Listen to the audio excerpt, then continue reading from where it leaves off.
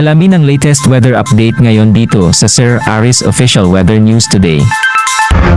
Makikita natin dito sa ating latest satellite images itong mga makakapal na kaulapan na umaabot dito sa southern portion ng Mindanao ay ang patuloy nga na epekto ng easterlies o yung mainit na hangin galing sa karagatang Pasipiko. So itong eastern and southern sections ng Mindanao sahan natin for the next 24 hours ang mataas sa tsansa ng mga kaulapan at mga kalat-kalat na pagulan, pagkulog at pagkilat.